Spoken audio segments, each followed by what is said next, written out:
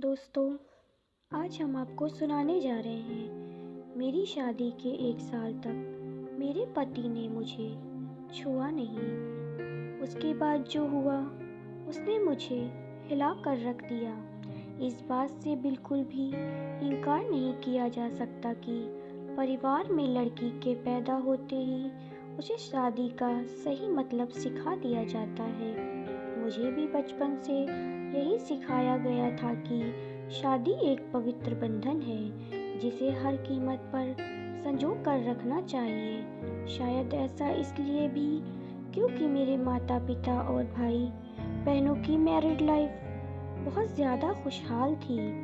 यही एक वजह भी है कि मैं इस बात पर विश्वास करने लगी थी कि जिससे भी मेरी शादी होगी उसके साथ मैं कदम से कदम मिलाकर चलूँगी। लेकिन मेरे साथ ऐसा नहीं हुआ।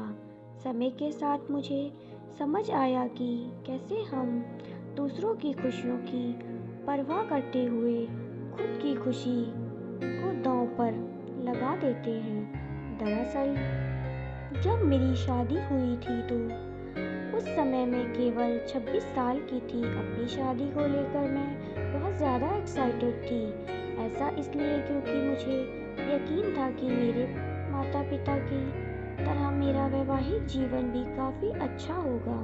उन्होंने मेरे लिए एकदम सही इंसान चुना होगा जो मुझे हमेशा खुश रखेगा। लेकिन मैं नहीं जानती थी कि मेरी किस्मत में कुछ और ही लिखा था।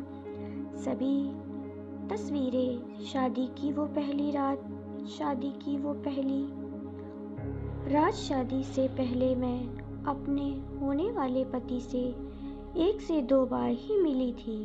वह काफ़ी शर्मीले और शिष्ट था। उसे देखकर मुझे यही लगा कि वह मेरे लिए एकदम परफेक्ट है। मैं अपने फैसले से काफ़ी ज़्यादा संतुष्ट थी। मेरे पिता ने भी मेरी शादी बहुत अच्छे से की थी। लेकिन शादी की पहली रात मेरे साथ कुछ ऐसा हुआ जिसने मेरी ज़िंदगी को बुरी तरह से हिला कर रख दिया। सभी जानते हैं कि शादी की रात कितना मायने रखती है।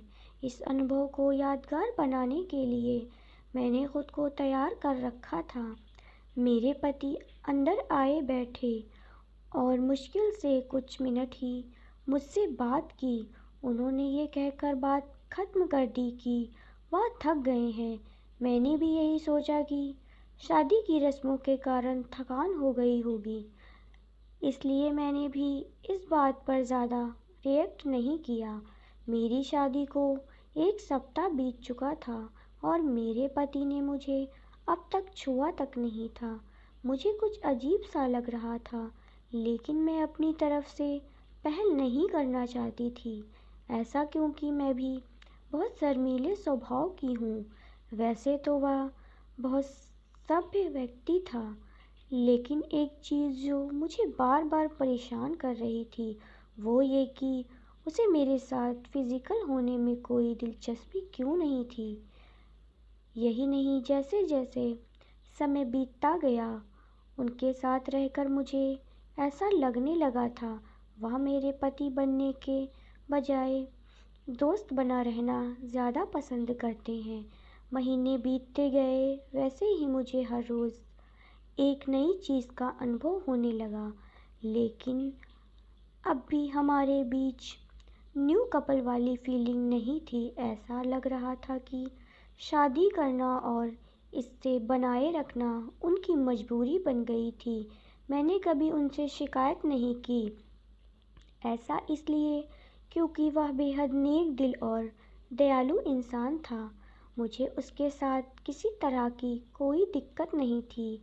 लेकिन इसके बाद भी मुझे लगता था कि मेरी शादी में कुछ कमी थी। हमारी शादी को 1 साल बीत गया और हमारे बीच छोटी सी बात को लेकर झगड़ा हो गया, जो वास्तव में गंभीर लड़ाई में बदल गई।